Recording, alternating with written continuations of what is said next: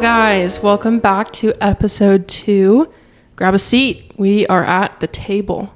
I'm Shay. I'm your host, and I'm here with my co-host. I'm Luis. Welcome back. Welcome back. Welcome back. Today's topic, controversial convictions. Or I should say convictions in general, but there will be probably some that are more controversial sprinkled throughout. Right. We're just not going to get into that yet. Yeah, not yet. Just a little teaser. Yeah. Random topic for this week. Okay, I've been seeing everywhere on TikTok that people are trying to debate what the men's equivalent is for getting a girl flowers. Okay. All right. Do you want to know what the biggest thing, the biggest answer, most common that I've seen is? I want you to guess. I was going to say, from a male's perspective. Let me take a couple guesses. This is not to be funny at all. Beer. 1. Good answer, but not the right one. Okay. I'm not into this whole propaganda, but Pokemon cards? No. Wow. Okay. Also not a bad answer, though. Legos. Also not a bad answer, but no. Oh, wow. I really would have thought that was the one. That's actually a pretty good one. All right. I'll give it one more shot. I'm going to say energy drinks. No. Wow. Never mind. The number one answer that I've been seeing everywhere, banana bread. Banana bread? Banana bread. Okay, can't lie. I like right. Okay, so I really do like banana bread. So people have a point. But I wouldn't say that I would want that as the equivalent of me receiving flowers. That's fair. I think the main thing is just food in general. Because I feel like, especially, I heard this from my Southern family a lot, but the man's heart is through his stomach.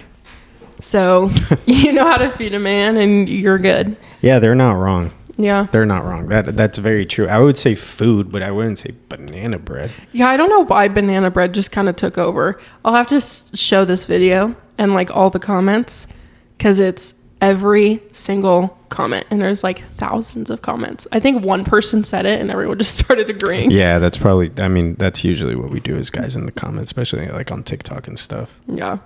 And then people are stitching the videos showing them making banana bread for their men. And they're like freaking out about it.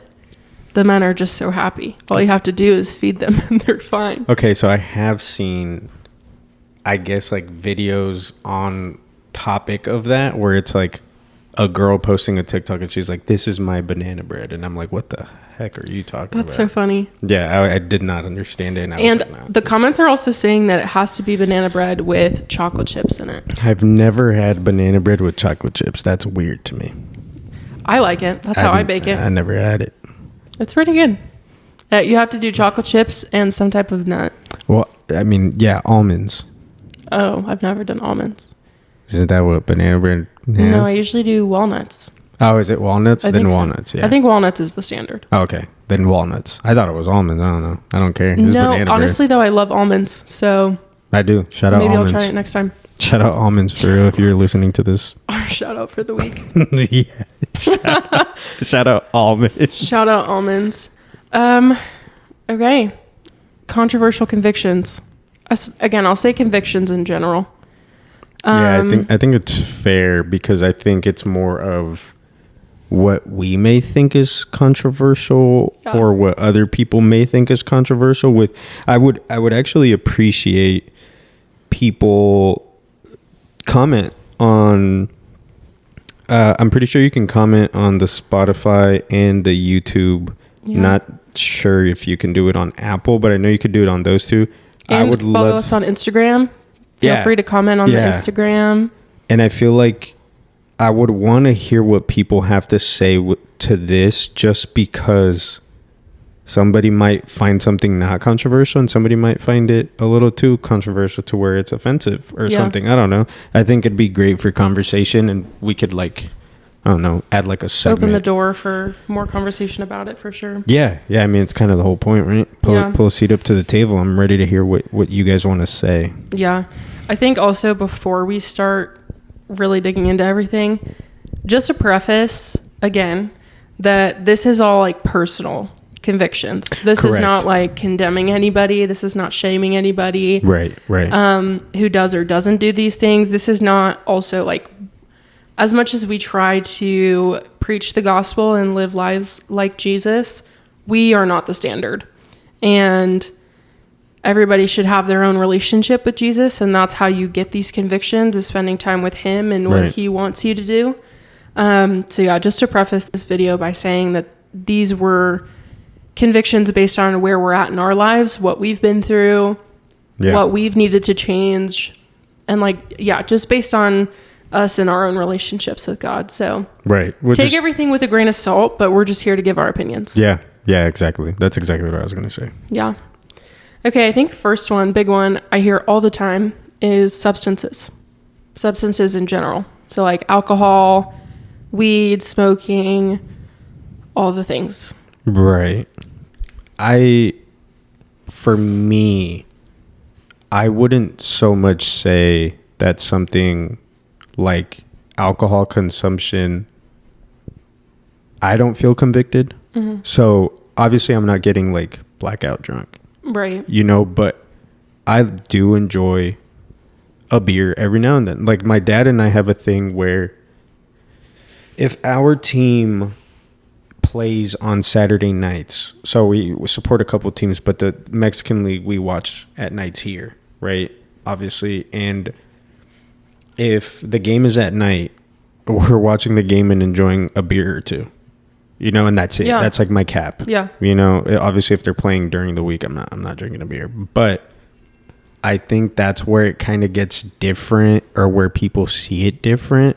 But for me personally, I don't feel convicted as far as alcohol consumption. Yeah, me either. And I think also it has to do with, this is a key theme that I have noticed around substances in general, but alcohol specifically, is when it comes to like being around other people. So like where is like the boundary line, or I guess just boundary line's the best way to put it. But where's that boundary between our own personal convictions and also like not helping other people stumble into sin? Right. And I feel like that's actually the controversy when it comes to like substances, and personal opinion about it. But same here. I mean, I am blessed enough to say that I've never struggled with like substance abuse issues. And I know that a lot of people have, and it is a common issue. Yeah. And I have. So yeah. And it's also not something to be ashamed about. Absolutely not. But it's just one of those things that, again, as you walk with Christ, he teaches you these things. Yeah. So for me in my life, I have personally never struggled with addiction. Actually, I have a little bit, but it was also something that through relationship with him, I was able to get over very quickly. Right. But especially with alcohol, I've never had an issue with it. And so same here, like I'll have a couple drinks. I don't drink personally. Like I don't really drink alcohol like at home. I only drink socially. Yeah. So if I'm like going out to dinner with the girls, grabbing a margarita, we're good to go. Or like brunch on Sundays, or, I do it socially, but I've never had an issue with overconsumption. I think that's where the temptation and the sin comes in. Yeah. No, I could definitely understand. Obviously I've had my fair share of addictions as far as substance abuse goes. Whether it was, like pills, alcohol was a big one, especially when I was in college. And I went to a Christian college for majority of it, I mean, for, a little bit. I didn't go to a Christian college for majority of it. I went to it for a little bit, and that's where it was worse. Yeah. which is quite funny, but that's where it was worse. I mean, we were drinking every night we were probably, I don't know, buying like a 30 pack and splitting it between 2 people. So every 2 people, like there was probably like 6 of us, and every 2 would have a 30 pack to themselves. So 60 beers. Yeah. In total. Wow. Between, you know what I mean? It's like that's 10 or that's 15 per person. Yeah. And we would finish everything in one night. Yeah. And that was every day. Sunday to Sunday. You know, like, and then with substance abuse, like I was kind of part of that. I was a part of what they call now the Zandemic, right? Which I didn't know that there was a name for it. Percocet, all that stuff. I kind of I gave in to what's it called when somebody's trying to peer pressure? Yes, I fell into peer pressure. That's exactly what I was looking for. I fell into peer pressure. I remember there was one time in my first period was math, my senior year, and we were drinking lean in class. Yeah. Oh. But I was passing all my classes. Yeah. I never got caught. Yeah. I never got caught. I never got caught with my parents. I never got caught by anyone. Yeah. It was just one of those things where this was before I knew Christ, and I felt convicted without knowing what conviction was.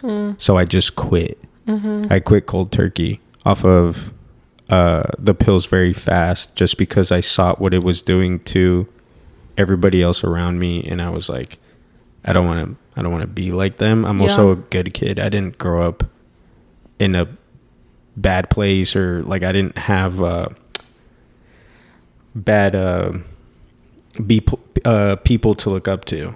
You know, like I had good role models and everything, especially with my parents and my older sister. So for me, it was like very out of the ordinary. It was just me being a part of the wrong crowd.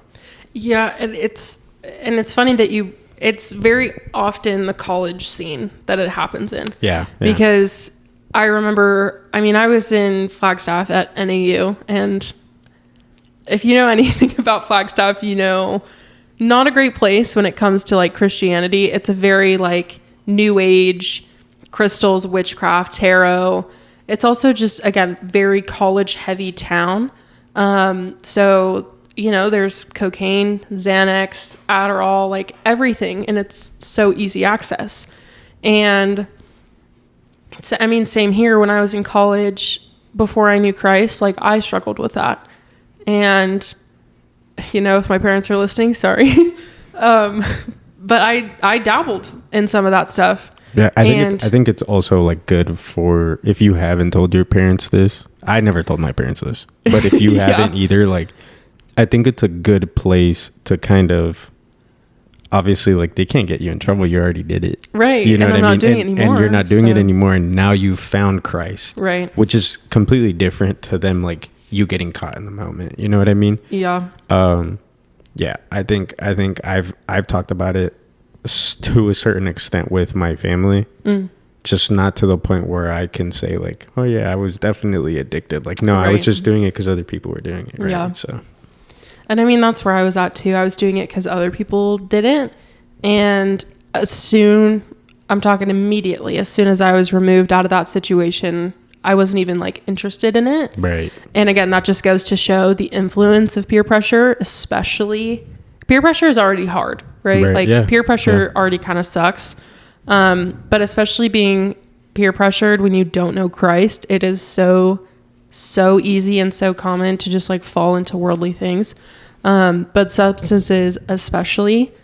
And I feel like that's why it's repeated so often biblically, like, don't be drunk. Like, you need to be sober minded. Yeah. And I think for those who think that alcohol or any type of substance is a sin, I think it also just goes into play of like, again, that line of what it means to be drunk and be sober minded. Yeah. Because that line can look different for anyone. Yeah, and absolutely. Again, it's all dependent on a person's specific issues. So like, I know people who have struggled with alcoholism who won't even touch a drop. I know people who have been sober for years and they're still okay being around people who drink. Yeah. Yeah. 100%. So I think, again, it's one of those convictions where if you don't feel convicted personally to stop at all, that you also just need to be extremely wary and cognizant and self-aware of your surroundings and who you're with, because you never know. You never want to be a stumbling block for other people to fall into temptation. Right. So it's just one of those things that if you are struggling with that sin, or not like you personally, but if you know someone who's struggling with that, you just kind of need to be aware.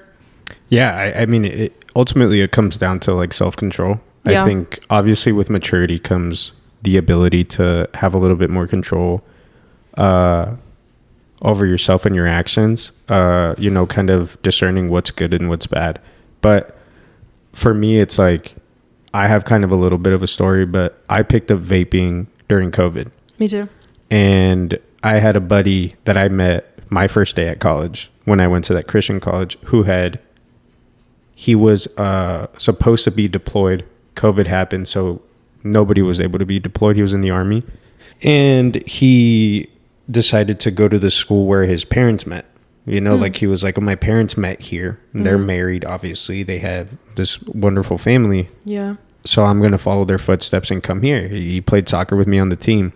And first day we're there, like I have a vape, and this and that. And he's like, and I was kind of one of those people who was like, bro, hit it. He was like, oh, I just quit, like this and that. And I was like, bro, we're in college, yada, yada, yada, like who cares? And I didn't realize what I was doing in the moment, right?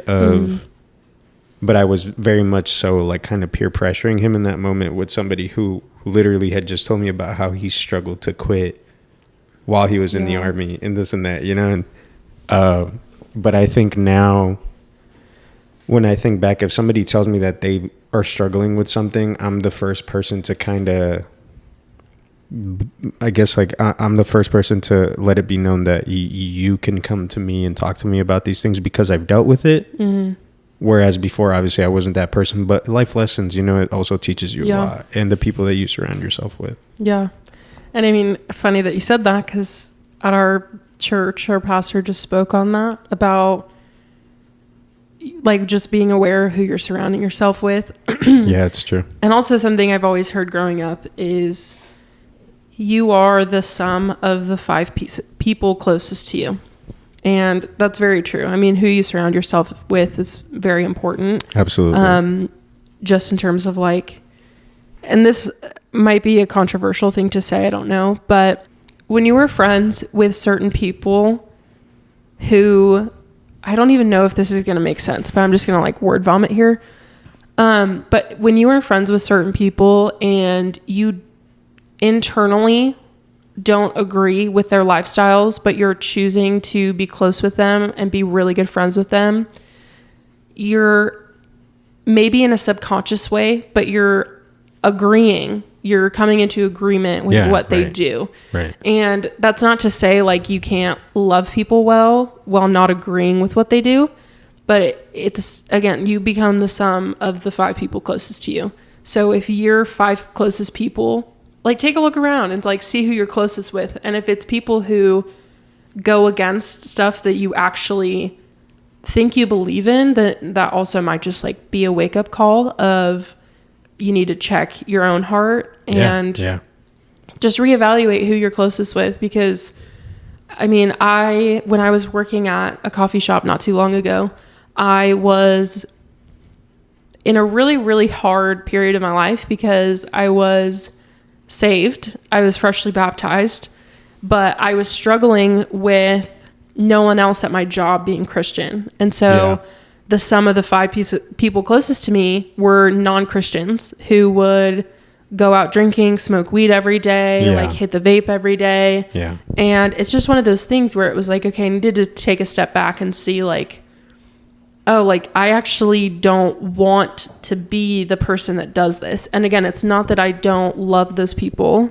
It's just that I don't want to be that person. Yeah. And so when it comes to these types of convictions and substances, and again, this has to do with like alcohol, nicotine, weed, whatever the substance may be. But you just kind of need to be aware of your surroundings. And it's also something I don't recommend dabbling in at all if you have a past with it. Yeah. And here's what I'm going to say. I don't recommend dabbling in it if you're not in tune with the Holy Spirit. Yeah, as absolutely. a Christian, at least. Yeah. Because the Holy Spirit will kind of like take the wheel on that and show you like what you can handle. Right. And again, for me personally, I can handle alcohol. Yeah. I can handle nicotine. Let's talk about that one, shall we? Yeah, absolutely. I don't know if you want to start off of that, but I have many things to say. I'll start because it's my aspect is like a little bit shorter. Okay. So for me in nicotine, I again was like stuck in the COVID. Yeah. Thought of vape and just like immediately, it was an addiction for sure.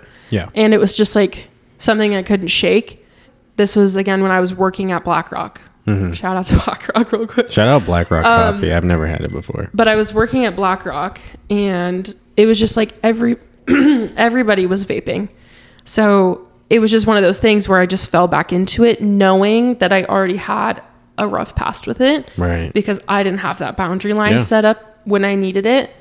So I've always struggled with that. But it also got to a point where I was smoking like a pack of cigarettes a night.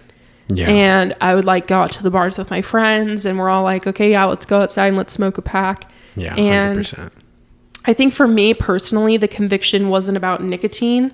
It was about the dependency on it that I had. Yeah. And also the method in which I was doing it. The idolization, if you will, maybe you could call it that. Yeah. I mean, it becomes an idol if you think you can't live without it, for sure.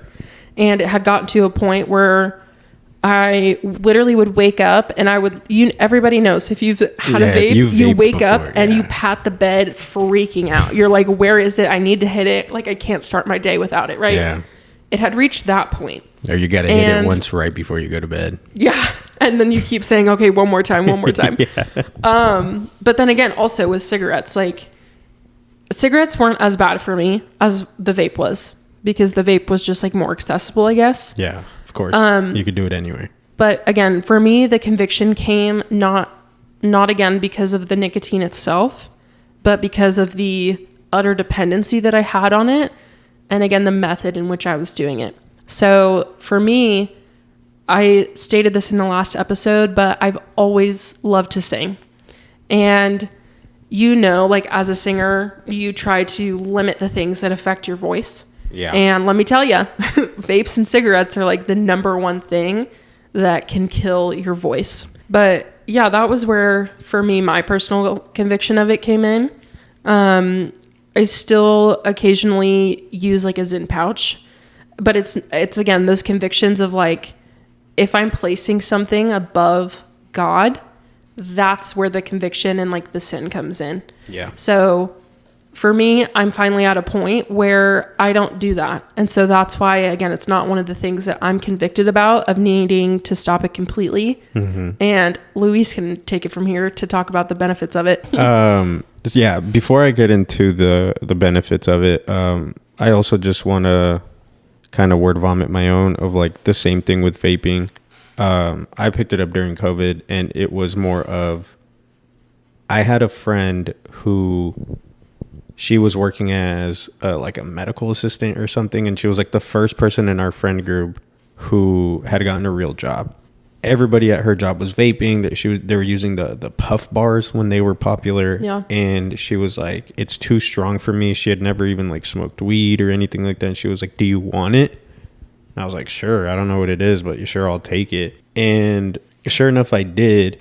And then I ran out and I remember gaming one night and I ran out and I was like, holy crap. Like, I want to keep hitting this, And so I went to the smoke shop, the one that's right by my house. And I was like, hey, you're still open. I'm going to buy a couple of these real quick, Yeah. And that was really how it started for me. And I think for me, it was like nobody in my family had ever like smoked cigarettes except for like my grandma, some of my uncles, and they would never do it around us out of respect. But I think it was more of, that had nothing to do with it. It was more just like my friend was like, hey, do you want this? And I was like, hey, it's free. Yeah, I'll take it, know, and I kind of ran with that. And for me, it's like after kind of learning, obviously, from the singing aspect of it, obviously, like it was damaging my voice, especially during worship. And it kind of became a thing where I started I'm a huge person and a huge fan of like getting into rabbit holes, especially on things like that I use on a daily or that I do on a daily. And that was one of those things. And I saw that like one vape was like equivalent to a whole pack. Like, no, it's like 5 packs of cigarettes. Oh. Yeah, it was crazy. And I was like, holy crap, like this is way too much. And so I was like, you know what, I'm going to. Especially because when you get to that point of like heavy addiction on vape, you go through one in like 3 days. Yeah. Yeah, I never got to that point. I'll gladly say that. I'll gladly say that I'd never gone through one in 3 days. But I definitely had gone through one in like a week, you know, and like that was the fastest I had ever gone through one. And then, you know, with cigarettes, I kind of just picked them up because I found out that it was just healthier to smoke like a cigarette a day. And I was like, you know what, by all means, I'll take it, you know, and I wasn't even smoking one every day. I think it was just harder to. It kind of made it easier to not want to vape. So I would smoke a cigarette and be like, okay, like this is my fill. Cool. I like for some reason had like a good self-control about it. And another thing that helped me kind of quit vaping was I got my wisdom teeth pulled out. You can't do anything when you get your wisdom teeth pulled out. So, and then obviously like another rabbit hole moment came through and like I was just like really reading. I had a buddy at work when I was working at Lululemon who was big into Zins. He was like, dude, you got to hop on these. Like, this is the new wave. And I was like, oh, okay. He gave me one and I was like, cool. Like, these are fire. And I picked them up and then I quit them for a while and I just quit everything. And I kind of got through a moment where the rabbit hole moment came through and I started doing my studies on pure nicotine, which Zins are pure nicotine. Yeah. And they're actually super beneficial, and there's been studies on this. You guys can do your own research. I'm just gonna also we're not promoting anything. No, I'm just gonna reiterate that. Absolutely not promoting it. If anybody asks me for a Zyn ever, I always say no, especially if you've never tried it or if you've never done nicotine before. Like, I'm always gonna say no. And even if you have, most of the times I say no, because I don't want to be a person who in a sense is at fault for your addiction. Right. If anything, I'm going to be the first person to tell you to not get addicted to anything. And just from personal experiences, but I started doing my studies and it turns out that pure nicotine actually helps with a lot of things. And one of the main ones was focus. You know, it helps you focus on a lot of things. And I learned through that with soccer, especially when I spent my little short stint in England. A lot of the players use it and I always wondered why. So I did my study, found out that it helps you with a lot with focus. And it's one of the few things that you could do as a professional athlete. Well, soccer, because I know that like in the NBA and the NFL, like weed is legal now to use. What? Yeah, it's been for a while. I didn't know that. And it was one of those things where I was wondering why, like, you know, these players aren't using Zins now that I know that you are allowed to focus a lot more. And obviously, like, I started realizing that I would use one like at work and I would just get stuff done. It's almost like a healthier alternative to like using Adderall in college. Yeah. You know what I mean? And and I saw the benefits in that and I was like, okay, cool, but I'm still using nicotine and I feel addicted to it. So why do I still feel wrong about it? It's nicotine at the end of the day. But nicotine, to a certain extent, according to some of these case studies, is healthier than caffeine. And it's less addicting than caffeine. It also helps with things like Parkinson's, helps things with like Alzheimer's. It helps you with memory. Obviously, I think the focus part of it kind of comes into that. But they're starting to talk about how there are some case studies where it's helping people with certain types of cancers. And I haven't really looked into that much because there's not a lot out there about the cancer thing. But Alzheimer's and Parkinson's is like a big one. The main ones. There's been a lot of case studies. I think I remember when like the whole THC oil or hemp oil was helping people with Parkinson's and stuff like that. They did the kind of same study with a Zyn pouch or a nicotine pouch, if you will. I don't know what brand, but it helped, you know, and it helped the patient. And, you know, especially the patient with Parkinson's, And then the patient with Alzheimer's was starting to remember a lot of things, like a lot of things were coming back. And I think it was the FDA or something like that. They canceled the study. And it was just because like they didn't want to admit that nicotine was like a benefit. Right. Because it's already looked down upon. And nicotine, the only reason why people think that nicotine is bad for you, not saying that it's great for you, that you should do it. Healthy for you, but yeah, not saying that you should do it, but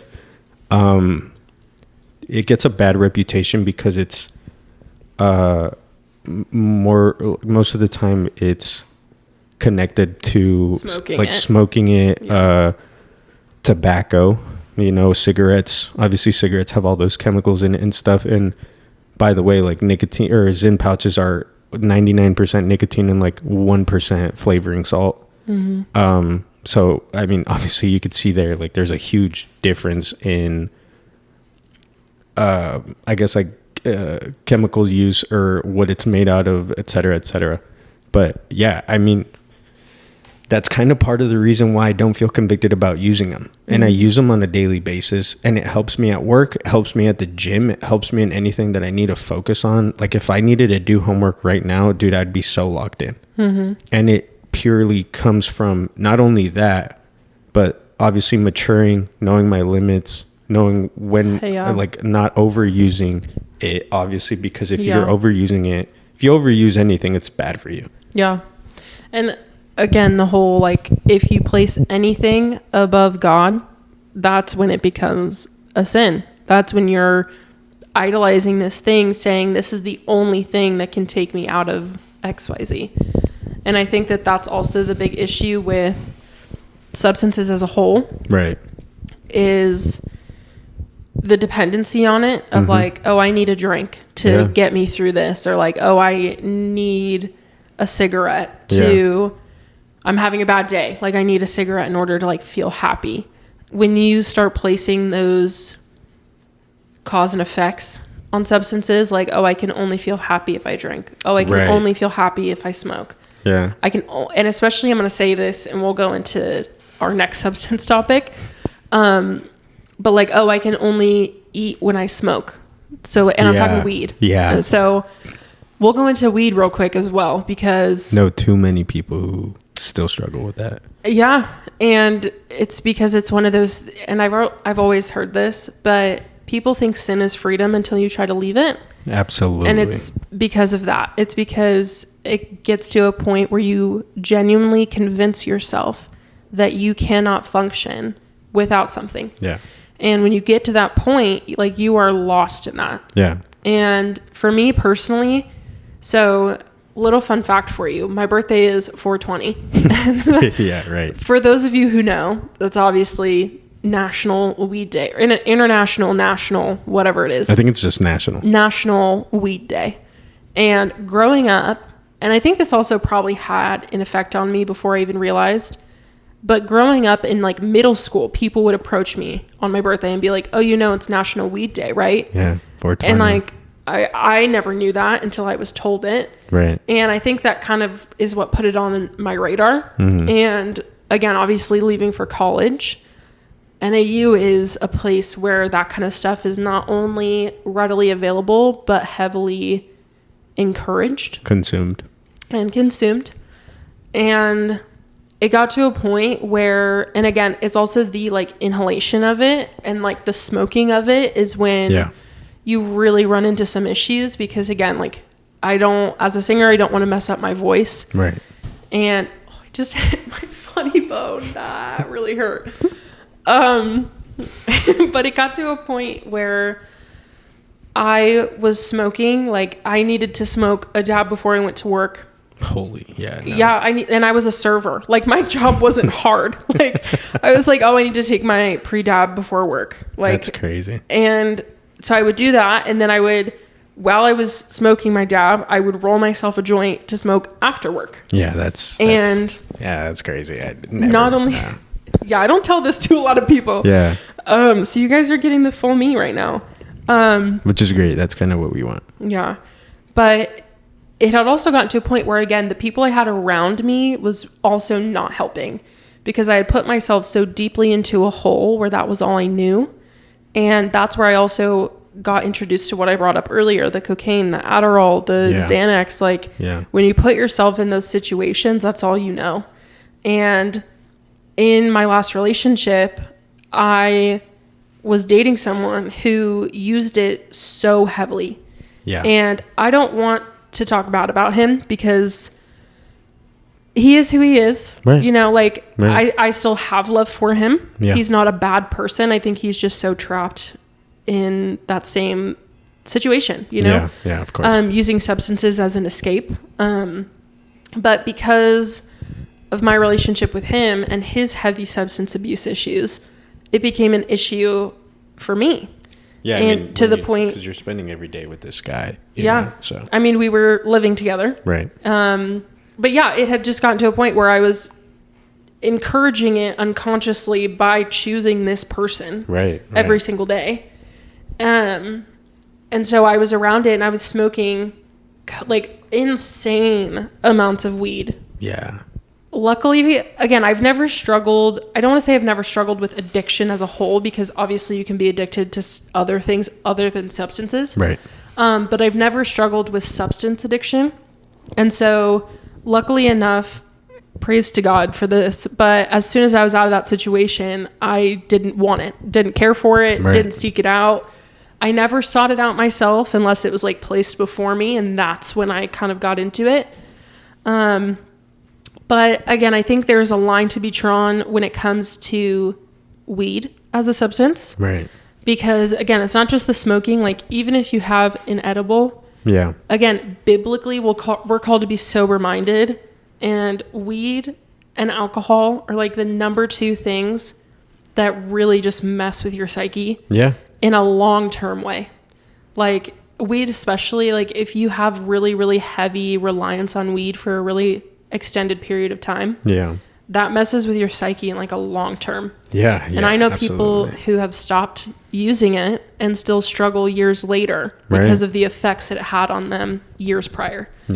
And so it's just one of those things where, again, I would never dabble in it ever again, because now I know the repercussions of it. And I'll tell this story too, just again to not to prove myself, but just to show like we are imperfect people. But even I tried it again more recently when I was going out to the bars with friends.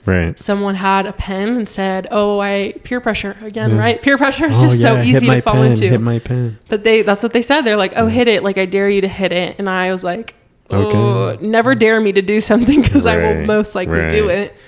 But it was just a boundary that I did not stick to. And I did it, and I immediately regretted it, because I immediately could feel my body, like losing control of my body. And when you lose control of your body, you lose control of your mind. And not in like oh my gosh, I lost my mind, like I went crazy. But in the sense of when you lose control of what you think of and you lose control of your mind, so many other things can start to creep in. That's where insecurities creep in. That's where 100%. the lies of, I need this creep in, especially as someone who's struggled with the addiction of it in the past. You try it again and it's like, just that one drop can really hook you in. So it's just one of those things where, and I don't think this is a controversial topic.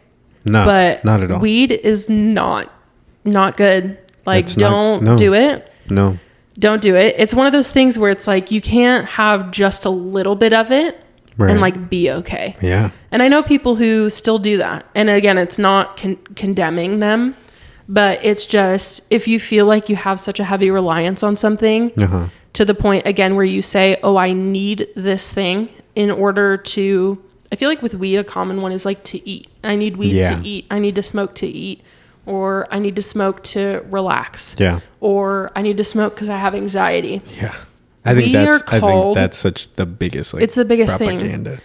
But we're called biblically, like, if you have anxiety and if you need peace and if you need rest, biblically, like, we're called to seek God, not a substance. If you're struggling with anxiety, get on your knees and pray. Yeah. Like, yeah, 100%. It's really as simple as that. And again, that's coming from someone who was like stuck in that for years. Yeah.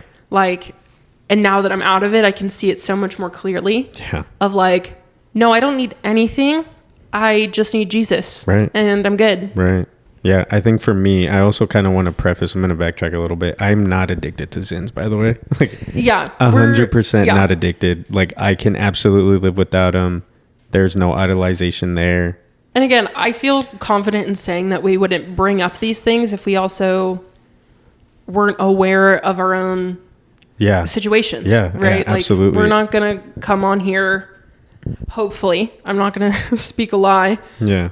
But again, I feel confident in speaking for the both of us in saying that bringing up these convictions, whether we do them or don't do them, is saying like we aren't placing these things above God. Absolutely not. Ever. Like, Absolutely just not. because we do them doesn't mean it's an idol. Right. Like, if you take it away, I'm not going to go crying and searching for it type of thing. Yeah, no, you know? absolutely not. If they went illegal tomorrow, I'd be like, okay, cool. Yeah. Like, I mean, I did my studies, but all right, if that's what the government thinks is better for me, I mean, I guess, you know, I'm not going to try to like find a different way to get it or anything like that. I think for me, it's just and this might be something that could be controversial to say, but I feel like addictions stem from wanting something more out of something that is either materialistic or just not important at all, or that doesn't bring you anything good. And I know a lot of people will hear that and be like, it could be a wake-up call, even to a certain extent. I know for me it was. And kind of touching back to weed, like there was a while, especially like right before COVID, I was working a retail job, and all my buddies smoked. I was like, cool, I've smoked before, I'm gonna hop on this, like I'm gonna go get myself a pen and this and that. And it got to a point where like I was just doing it more out of because we were all doing it. I've never liked weed. I've always hated it. I've always hate how it made me lazy.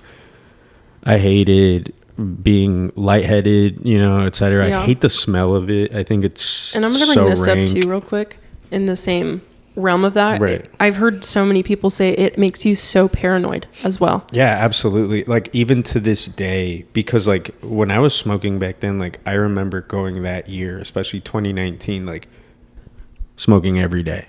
Like I hit my pen every day. I was smoking joints or, you know, woods every day. Like it was one of those things where even to this day, like I'm paranoid wherever I go.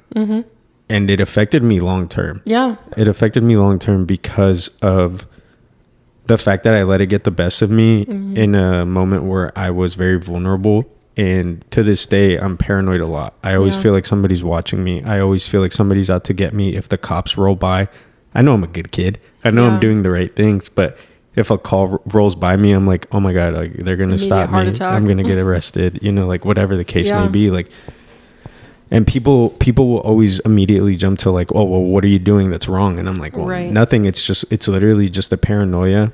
And I had never felt paranoid until I tried weed. Yep. You know, and it's one of those things. And I dare somebody to try to argue that it's not addicting because there are literal case studies that it is.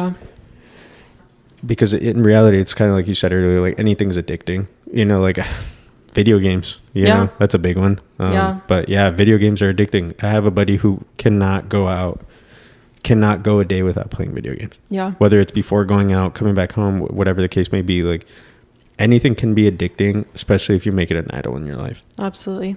I think too that a huge issue when it comes to, I think this honestly might apply to any type of sin, but substances especially. If you get to a point of such heavy reliance on it to the point where you need to be secretive about it. Right. If you are hiding things, like physically, like hiding them somewhere where it's not easily found, or you're actively lying about it to someone, or, you know, like when it gets to that point, when you become so secretive, it's almost like you're proving to other people that you're like latching on to this thing in your heart to the point where you cannot let it go. Yeah. And again, I say this off of personal story and like my, what's happened in my life, because I remember coming home from COVID. I had moved back home for a little bit because obviously we all got kicked off campus. Right. And I remember hiding jars of weed in this house. And I feel like that's honestly the most perfect analogy with God as our parent, because if we feel the need to hide something so deeply, again, physically, like the example is hiding it in the closet away from my parents, but also in that situation, you're choosing to take this part of you and hide it secretly in your heart away from God. And it's not that God doesn't know. God knows you. You can't hide anything from him. No, absolutely but not. If you're choosing to actively not show it to him, that's an issue. And again, that has to go with anything in life. I think any type of sin. But if you're being so secretive about it and like, again, actively lying to someone about it, you're in deep trouble, and you should probably just talk to someone. Yeah. Like, and I'm going to say this too, if you're listening, like, talk to me. I'm open. I'm here to talk about it. Always. We have obviously are very open about it because we've moved on from it and we know, and we were able to move on and get past that. 100%. 100%. So I just want to also extend that branch of, if you're struggling with an addiction issue with substances, feel free to talk to us, because trust us, we know. Yeah. And if you can't reach out to us, or you feel scared to reach out to us, reach out to a friend. Yeah. Reach out to the hotlines. Yeah. I know for me, I reached out to the hotlines a million times, and it was so beneficial, especially when it's somebody that you don't know, or you start feeling kind of like me, where I was paranoid and I felt like I couldn't trust even the people that were around me. Yeah. I was hitting up those hotlines almost every night. Yeah. You know, just reach out to somebody, whoever it may be, whoever you feel comfortable with reaching out, whether it's a stranger, a friend, a family member. It's always going to benefit you to reach out. Always. And if you don't feel comfortable with speaking somebody physically, have that moment with God. Dive into prayer. Literally just have a conversation with God about it, and he will show you. Yeah. It's literally just as simple as that. And I know exactly how Shay said, like, I know it from experience. Yeah. I was in those moments talking to God when I didn't even know God, but I was yelling out, God, like this and that, and this and that, you know? And so, yeah, it's always going to benefit you no matter what, just talking to somebody, whether it's God or people around you. Yeah, absolutely. I think we should move on to our next topic. Yeah. We spent a long time talking about our first one. Yeah, of course. Second topic and realm of conviction I want to bring up revolves around modesty. Yeah. And I think, especially as a woman, and to elaborate further, I'm pretty tall. I'm 5'9". Right. And something that I always struggled with, and I'm bringing this up just because it's off the top of my head, but especially like growing up, I feel like it was drilled into my head that you're not dressed modestly unless your skirt or shorts or whatever are like 2 inches above your kneecap. Yeah. And again, as a woman who's 5'9", school dress code. Good luck finding anything that fits under that realm of modesty. Yeah. So again, that was just like a personal example.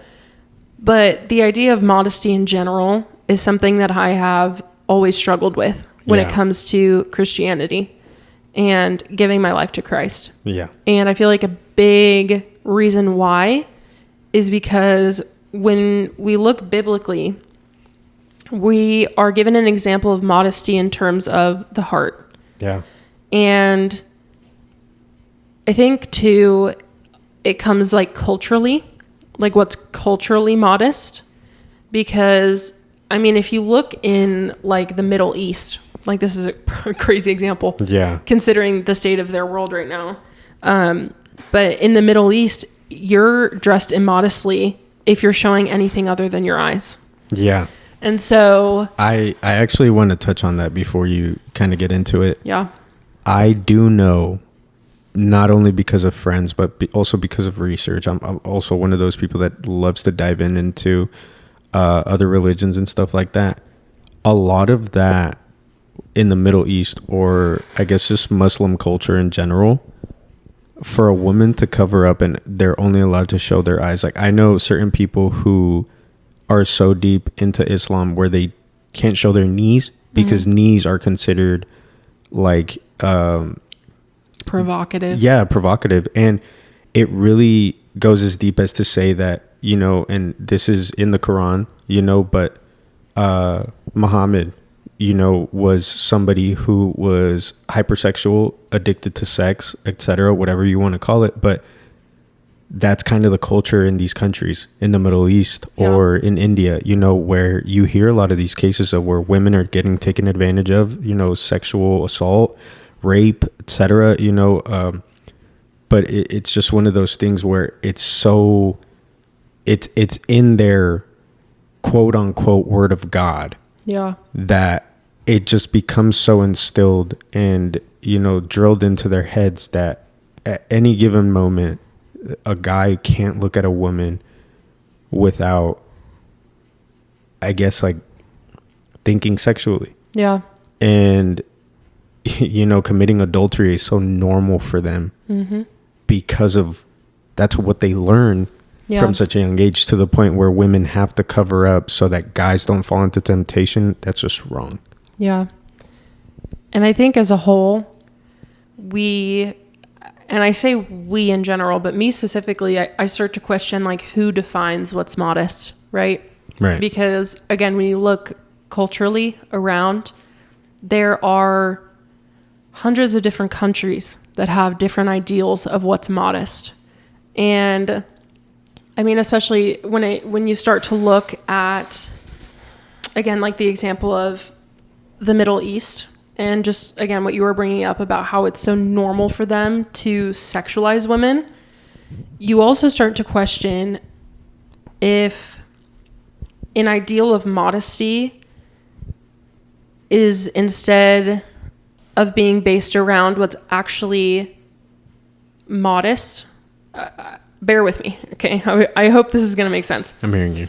But you start to question if something is actually modest, or if we're basing something off the ideals of what can save a man from falling into temptation. Yeah. And there is a difference. Yeah, absolutely. There is absolutely a difference between what is actually modest and what we're doing to simply aid men from, again, what you said, falling into sexual abuse and lusting after these women. Right. And by the way, it goes both ways. Like, it absolutely does. Yeah, like I don't want somebody to think that we're just trashing on men. No, it goes both ways. It absolutely does. And I was going to bring that up too, because I think there's also a heavy there's a heavy idea of morality when it comes to modesty for women. Yes. But when you look at modesty for men, there's like nothing. Yeah. And so it's hard for me too, because again, this isn't like a condemnation of men, but it's also like, okay, if I'm scrolling through my Instagram reels or my TikToks and I scroll across, and this is again, based off personal example of videos I've seen of the get ready with me for church. And these men are in their boxers. Yeah. Nothing but their boxers. Yeah. And like, that's the thing. Like anybody in general, like, I don't want to see that. No. Because again, and this is in my last relationship, and just because of before BC, my BC era, before Christ, and again, this is something I still struggle with, but lust and temptation when it comes to sexual identity and just like sex in general, is something I've always struggled with. And my past lives, I gave into it very easily. And so the idea of modesty is something that's always really heavy on my heart, again, because I feel like it's always, and I don't want to say always, but maybe like 75 to 80% of the time, it's targeted towards women. Yeah. And like what's modest for women. And this is one of those moments where I'm so glad that this is a boy-girl podcast, so that we can absolutely get both sides of it. Yeah, I absolutely have some things to say, but keep going. Yeah, but it's just one of those things where it's like, modesty at the end of the day, when we look biblically, is about your heart posture. Because 100%. Again, when we think of modesty, I feel like people in general instantly think of like what people are wearing. Yes. But more than that, it's also like your sense of humor. What kind of jokes are you telling? Your personality. What are you watching on TV? Like, your personality. Like, are you telling crude jokes? Because that doesn't seem very modest either. Absolutely not. So it's just one of those things where it's like, and again, we're all imperfect. We all fall into these things. 100%. But the reason I bring it up is because I want to really emphasize that modesty is so much more than how someone dresses. Of course. And especially women. It's more than how women dress. Like, modesty is about humility of the heart and not how much skin you're showing. Right. Right. And I think ultimately it comes down to, you know, when it comes to women showing more skin, I think it's a touchy subject. Mm-hmm. Don't get me wrong, especially for me to speak about it. But there are a lot of people out there who will show up on Sunday service and they're showing a little too much. Yeah. At the end of the day, it's service, it's church. You know what I mean? I know that you and I go to a church where anybody's welcome, whatever you're wearing, et cetera, et cetera. Like, you could go in sweats. You can go in pajama pants. It doesn't matter. I think what matters is that there's a time and place for what you're wearing. Yeah. There's a time and place for, like you said, jokes, whatever your sense of humor is. There's a time and place for everything. And I think the only time I ever really have a problem with it, and I'm somebody who can say that I do struggle with temptation. You know, I struggle with lust. And I think that for me, a lot of things have helped, especially reaching out to a fellow brother, you know, or whatever it may be, somebody who's older that's dealt with the same things. Obviously, we all deal with it. Mm-hmm. But at the end of the day, you know, when I'm somewhere where I'm trying to be closer to God, the last thing I would want is for me, and I don't, but the last thing I would want is for something to be some sort of distraction where now I'm having lustful thoughts in the house of Christ. Right. You know, and, you know, there's many examples, whether it's shorts, whether it's tank tops or any sort of blouse. I don't know what they're called, the halter tops, et cetera. You know, there's a lot of different forms of covering up, especially for a Sunday. Whatever you want to wear on every other day except for Sunday, that's up to you at the end of the day, whatever you feel comfortable with. But, you know, ultimately for me speaking, you know, there's just certain things that, I don't know, it's kind of hard for me to talk about it because, you know, I work in a place where it's majority guys. And guys are very hungry for girls to come and work. And, you know, they're like, oh, you know, what do you think about this girl? What do you think about that? And I'm very much one of those people that I'll immediately shut down that conversation because I know of the places where I've been. I know where my lustful thoughts and my,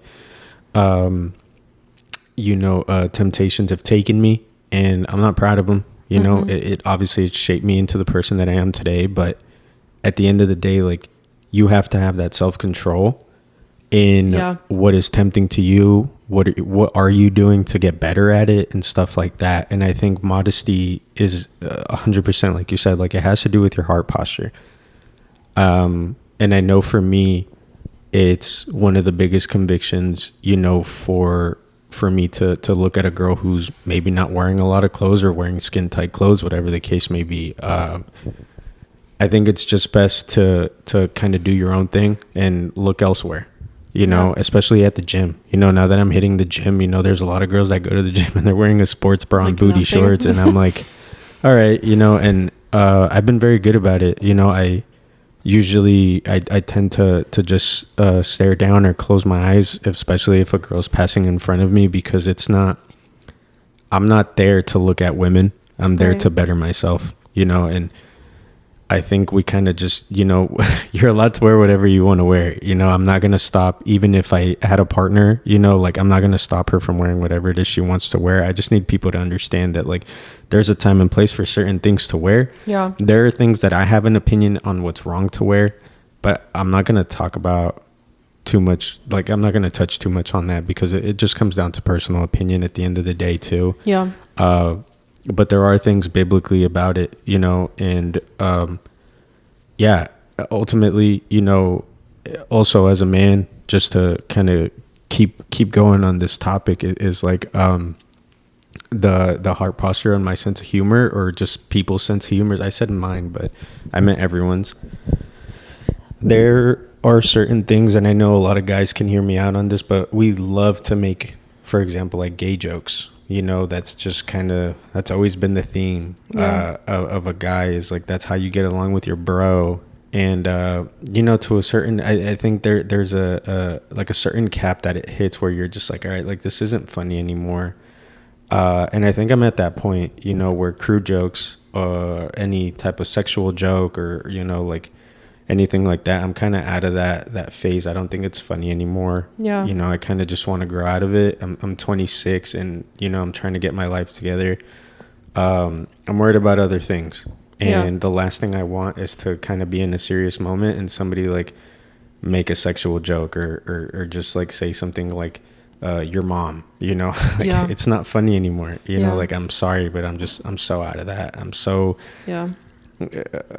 over it, and it just comes to a certain extent where somebody's going to hit their limit, and ultimately if your friends are not kind of fulfilling you in that way, it sucks to say it, but like sometimes you just got to separate yourself, even if it's just a little bit, like not completely, but you stop being close to people who do these kinds of things or wear these kinds of clothes where that you struggle in these areas and you don't want to be surrounded by it anymore, that you just have to kind of separate yourself. Yeah. And I think that that's the best thing to do, because literally it says in the Bible, there's not a single way to, I guess, like stop temptation or stop lust. You have to run from it, and when you run from these things, you run to God.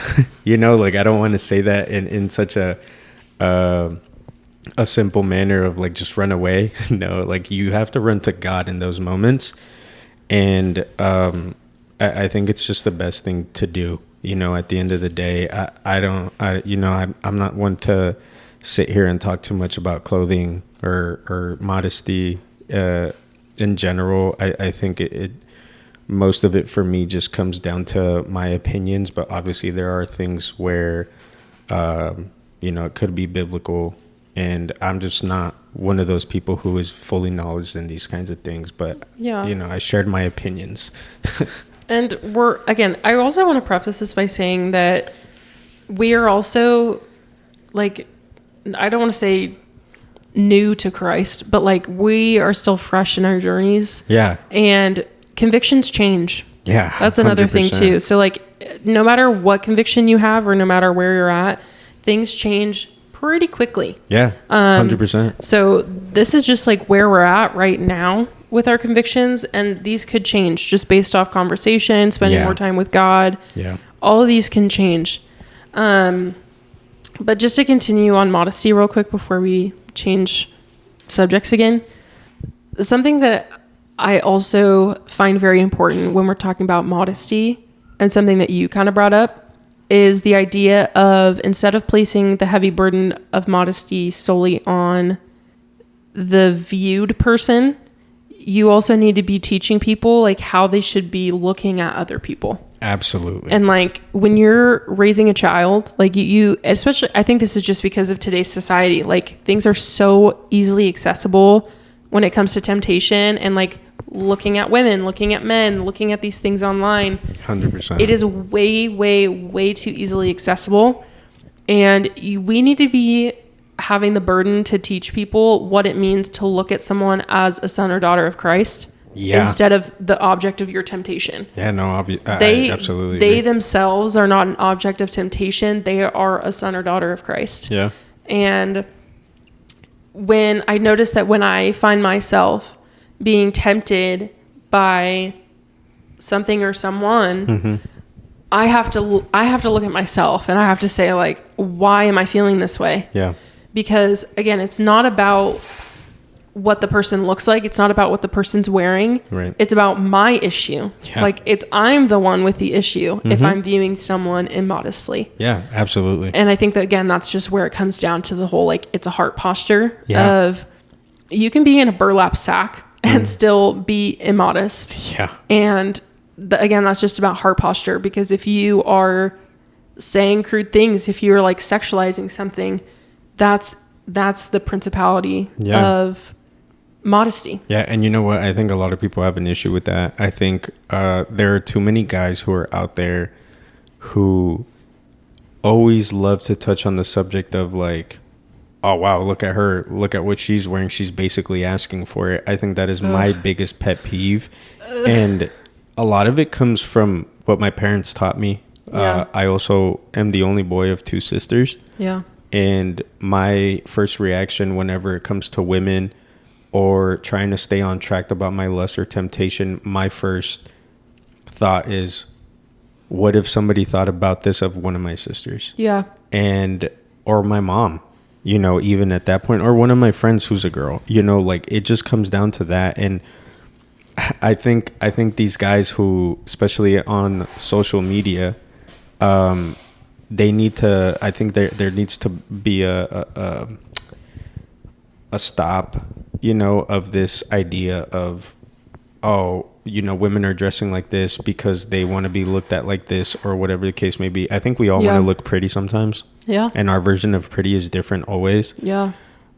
It really comes down to heart posture, because if you feel that a woman has to dress a certain way or cover up as much as they need to because of your own limit on when you start feeling tempted or when you start sexualizing a girl or a guy, whether if you're a girl in that same position, it goes both ways for sure. Yeah. You need to have that self-reflection. I think self-reflection is something that everybody needs in anything that you're going through. And self-reflection is the key to conviction. Absolutely. Because if you don't realize that something's wrong, people will never accept help if they don't think they need it. Absolutely. You will never accept a conviction from God if you don't think you have an issue in that area. 100%. Drop a bomb right there. Mm-hmm. It's really as simple as that. Yeah. But just to go off what you were saying earlier about it's not enough. What did you say? It was like, it's not enough to just not do it. You need to like run to God. Yeah. So it's like, when it comes to temptation, like there's no form of, I guess, quote unquote, stopping it. Yeah. You know, everybody's going to deal with it for the rest of their lives. Yeah. It's known, you know, like it's very much known that you're always going to deal with temptation. You're always going to deal with lust, but your job is to run from it and run to God in that given moment, rather than just running into an empty field, because it's going to continue to consume you. It's going to follow you. Yeah. And since we're a Christian podcast, to bring in scripture, James 4:7, it says, therefore submit to God, resist the devil and he will flee from you. Draw near to God and he will draw near to you. Cleanse your hands, sinners, and purify your hearts. Yeah. It's just, it's one of those things where like, it's not enough to just run from the devil. You need to run to God. Right. And that's a promise. The use of the word will is, if you choose to run to God and turn away from something, he will draw near to you. Absolutely. He draws near to the brokenhearted, and he draws near to those who hunger for his presence. Mm-hmm. So if it's something that you're struggling with, then that's something you need to actively submit to God. It's not a passive thing of, 100%. Oh, I'm kind of struggling with this. Maybe he'll fix it. Yeah. That's not enough. It is really not enough. You need to fully submit and surrender that temptation and that worry and those feelings, or else nothing's going to change. Yeah. And you do that with prayer, by the way. Like, that's one of the forms of you doing it. You do it in prayer. And it's just like Shay said in the last podcast, I think we talked about it. Closed mouths don't get fed. Yep. How do you expect for God to make a change in your life when it comes to these certain topics if you're not talking to him about it, or if you're not bringing it up to him? At the end of the day, yes, he knows everything, but he's not going to do anything about it if you don't pray to him about these things. If you don't have that conversation with God, nothing is going to change. And even more than that too, it's all recorded throughout scripture. God will only act as far as your belief takes him. Absolutely. If you don't think he can fix an issue, he can't. Yeah. And it's not to say that he is omnipotent. He can fix an issue. Yeah. But he will only act in accordance to your faith in what he can do. Yeah. And we just all talked recorded about throughout that. Scripture. We just talked about that on not this past Sunday, but one of these past Sundays on where is your faith? How deep is your faith? Yeah. And I think it was Woody's sermon. Shout out to Woody. It really does just all depend on where your faith is, because you can pray for somebody who has cancer and everybody immediately jumps to the God, do your will. If you say that helps nobody. Right. It's just a prayer going nowhere. You need to pray the bold prayers. Yeah. If you legitimately have the faith to be like, God, I know that you can fix this. I pray that you do, because I have the faith to think that you can cure this person's cancer. Absolutely. But if you are just throwing a simple prayer of God, do your will, do whatever it is that, you have planned, that's not helpful. It's really not. The foundation is where your faith is at. And if you truly believe that God can do something in your life, he will. Yeah. Yeah. I mean, it's crazy because it's seriously that simple. Yeah, it really is. And it also brings me to like a subtopic, which is kind of completely off topic, but not.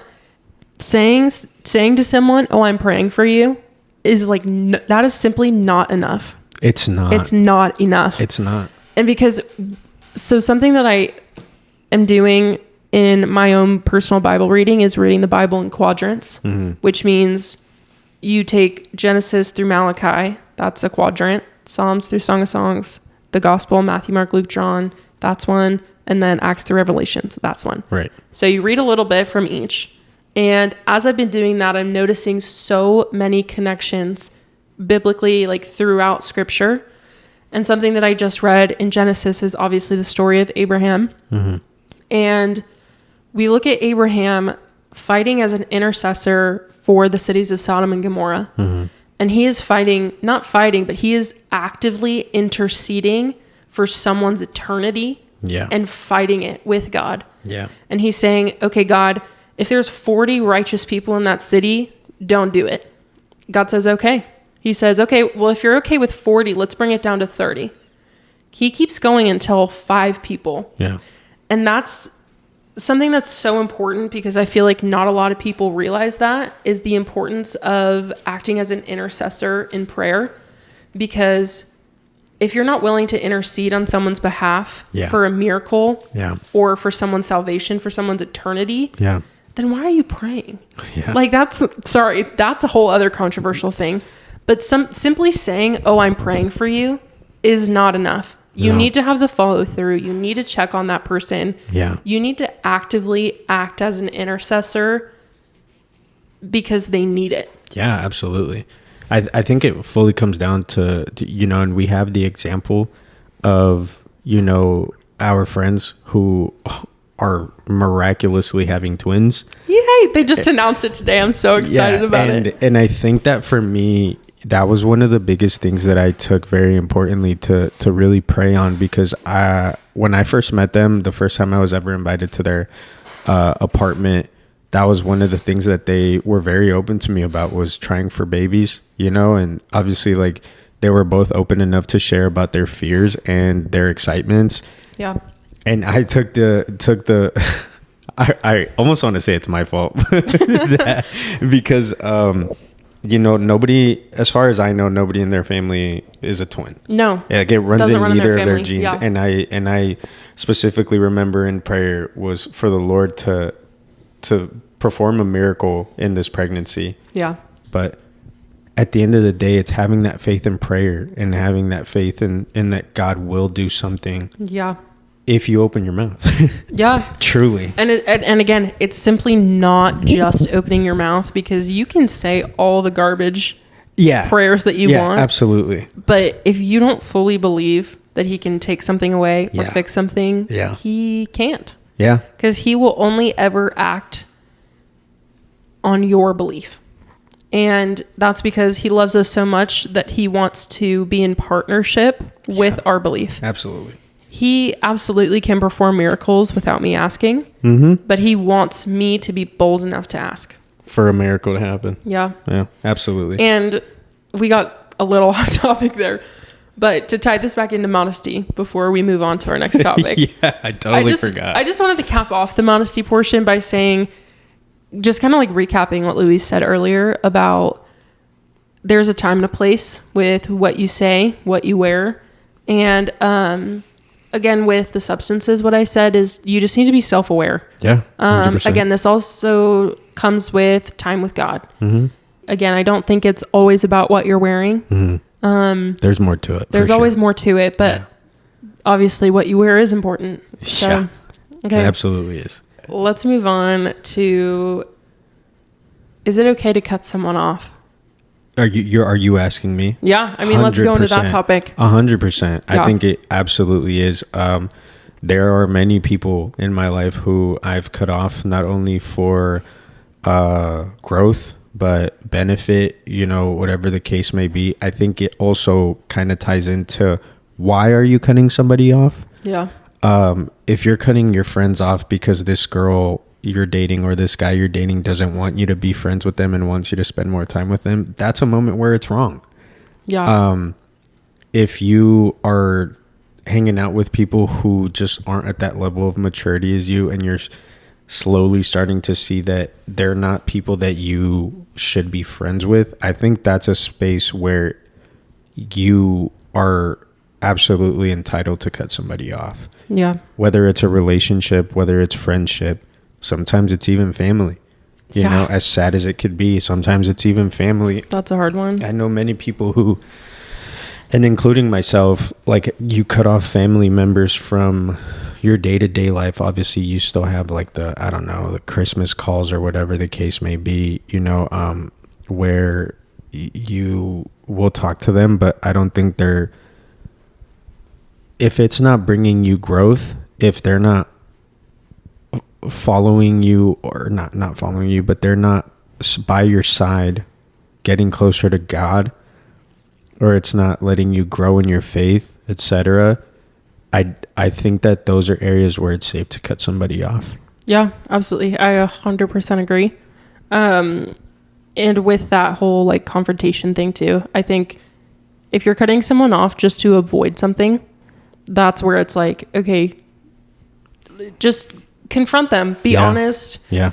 And it's one of those things where you have to find a balance when it comes to learning how to love someone well and having separation, because I think there are instances, like you said, cutting someone off for your own growth, where it becomes for self-protection.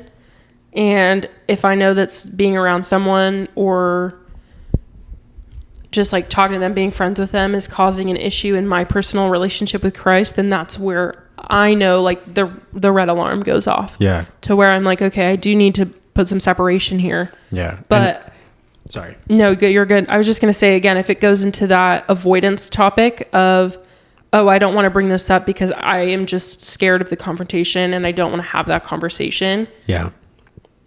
Then that's an issue. You need to be able to confront someone and talk to someone and be honest. It's not loving to cut someone off for no reason. Yeah. It's loving to be honest, even if it's a hard truth. Yeah. Yeah. No, 100%. That's exactly what I was going to say is, like, I have an example of this for both sides, of me cutting people off and me getting cut off by other people, me before Christ, and even, somewhat recently, kind of ties in with the whole paranoia thing, but I was kind of an impulsive liar, and, people, they didn't want to have that conversation with me. Yeah. And obviously, like, I'm not here to blame them for not wanting to have that conversation with me. I just wish that they would have. Yeah. Because I would have caught on to what I was doing and the damage that I was causing sooner. Yeah. Now I'm at a point in my life where I'm very comfortable with being who I am and telling people 100% the truth about my life. And I think that there's so much beauty that has come with that. For example, our friend group, all the relationships that I have with every single one of you guys, my family, my sisters, my parents, people at work, people at church who I don't necessarily talk to all the time, but there's so much beauty in that moment. And, there's moments where I've cut people off for, examples like I've gotten cheated on, I've had friends who were talking bad about me behind my back, et cetera, et cetera. And I think that a lot of these types of examples are examples of, reasons as to why you should cut somebody off. And I think seeing it from both sides, being that I've been somebody who's been cut off because, for the example, like me being an impulsive liar, just lying about everything. Yeah. It's 100% fair. Very valid. Why would you want somebody in your life who's just always lying about something? Yeah. And, I apologize to this day, like I continue to apologize, even though those people aren't necessarily in my life, or, they kind of are, but for a specific reason, we keep in contact. But I can for sure say that, like, once it gets to that point, once the goal is reached, once you get out, once you get all the juice from the orange in the squeezer, like, you're kind of just over it, if that example makes sense. It's just like you move on to the next things. And obviously, like, I've moved away and I'm back home. Yeah. And I've kind of started to see what the benefits are, at least for me in this example, of not lying to people and fully telling the truth. The benefits that it's brought me in my friendships and my relationships with everybody, it's more comforting. I feel a lot less paranoid about people finding out that I've been lying the whole time, and stuff like that. I think it's so cool to see that, like, my friends can ask me a question and I just result to honesty now. That act of humility is such a big step. And it's great, because without that step in humility and moving back home and just being honest from the jump, it wouldn't have allowed me to have the friends that I do now, and it wouldn't have allowed me to have the relationships that I have now with people, even if they're not considered my friends, and with my family, etc. So yeah. And it's funny that I have this open right here, but Sermon on the Mount, it says, blessed are the peacekeepers. Yeah. Peacemakers. Yeah. I was thinking peacekeepers because we're not meant to be peacekeepers. Right. We're not supposed to keep the peace. We're supposed to make it. Yeah. And if there is division between you and someone else, you as a Christian, especially if they aren't Christian, you need to be the one to step out and, like, make amends, make peace. And all this to say too is, like, reconciliation doesn't always mean reconnection. You can reconcile your differences with someone without having to be friends with them still. Yeah 100%. And I think, again, like, I think the struggle for me personally is, like, how do I know the line between loving someone as a son or daughter of Christ without, like, with still having boundaries in mind? Yeah. Because, and, like, same here, like, I've cut people off and I've been cut off because, especially before I knew Christ, like, pardon my language, but I was an asshole. Like, I would lie. I would take things from people. Like, looking back, I know, like, as a Christian, I need to be the peacemaker. Yeah. Just because there's a division doesn't mean that there is one specific wrong party. It just means that you need to be able to, like, be honest and open and have that conversation. And also, too, biblically, we're called to be kind, but not nice. Right. And for me, the difference between the two, like, being nice is just, like, pretending almost. And, like, being nice, like, all the niceties of just, like, letting it pass by. But true kindness, especially as a Christian, is, like, the tough love of being open and honest and, like, no, we're not going to let this just sit out and, like, fester. We're going to actually, like, get to the root of the issue. Yeah. So yeah, I'm in full agreement. I think it's 100% okay to cut someone off, but I think stipulation is, like, you need to reconcile it. You can't just ghost it. And I think that it's not an issue when obviously there was one. Ultimately, I think it comes down to the confrontation needs to be had. The conversations need to be had, however hard they may be, because once you take that step in faith and that step in humility, things truly only go up from there. And I say this from experience, whether you are still friends with those people or not, whether those people are still in your life or not, at the end of the day, your life gets so much better. Yeah. Because you're acting in humility in a biblical manner. Yeah. You're taking a step of humility and faith in the way that God wants you to. And when you start listening to these things that God wants you to do, you get a reward for it. Yeah. And, you know, it's just like, and I don't mean to say this as to like, oh yeah, only do the things that God wants you to do so that you get a reward. No, do it because you truly believe, because you truly love God. Yeah. You know, do it because you truly have full faith in him and the things that he will do for you. But yeah, I mean, I don't want to make it too long, but just, you know, yeah, I think it's totally cool to cut somebody off as long as your heart is in the right place about it and you're not doing it for some toxic or some dumb reason. You know, I think it's completely fair. Yeah. And easy. I think this one's perfect. You know, it's kind of like the next topic to touch. But music and media that we consume. Yeah. I think this is amazing. Great topic. And I'm also very glad we saved it for last. Yeah. Yeah, me too, honestly, because I just want to reiterate, this is personal. This is not mean 100% everybody. Convictions. Yeah. Like, this has everything to do with your personal conviction. Mine is, I don't feel convicted about the music that I watch. Or the music that I listen to. I grew up a little bit like in South Phoenix, and then I moved a little bit towards West. So obviously I have that sense of like, you know, I grew up in quote unquote the hood, you know, for most of my life. And then obviously we ended up moving to the suburbs, but I still listen to, you know, rap that says crazy things, you know, like the most obscene things, but it doesn't shape who I am.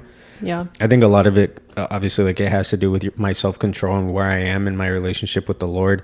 But I don't feel convicted, you know, listening to this kind of music. I don't feel convicted listening to heavy metal. I also grew up a very emo kid at the same time, even though I was a very quote unquote hood kid, you know, like. He was an emo hood kid. Yeah, I definitely was. And, you know, for a moment there, like we had a few years where that was so glorified, being like such a hood emo kid, you know, like Juice WRLD and then whatnot. I'm not even going to touch on it. But anyways, it's just like, it's, you know, I think it just, again, has to do with heart posture. I think it has to be where you are in your faith. I think it has to be where you are in your relationship with the Lord. I don't feel convicted listening to whatever music I think is good. Yeah. If I enjoy it, I'm going to listen to it.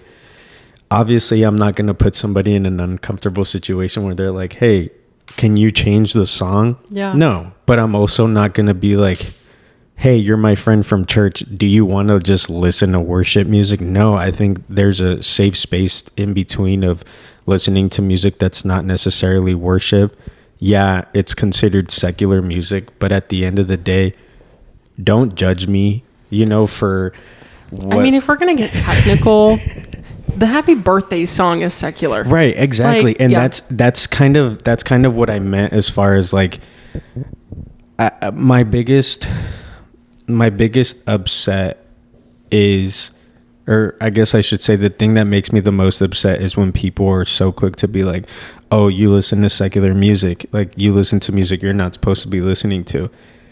Yeah, because I don't feel convicted about it. I know that I'm not going to go smoke an op. You know, I'm not going to go kill somebody. I'm not going to go, quote unquote, hit a lick. You know what I mean? I'm not going to go rob somebody. You know, like I'm smarter than that. It's not going to shape me into who I am. At the end of the day, I am so comfortable where I am in my relationship with the Lord that I know that this music, at the end of the day, it's what I like to listen to. It's what I'm comfortable listening to, and I enjoy it.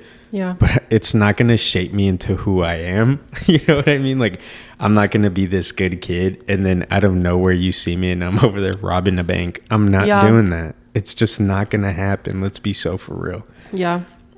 And I mean, I also love talking about these kinds of things because luckily enough, we're both in the same place when it comes to our convictions. So it's also really easy to just be like, yeah, same. Yeah, no, like 100%. Because like, I mean, me too, especially as someone who has music as a hobby. Like I play guitar, I sing, I like to play piano.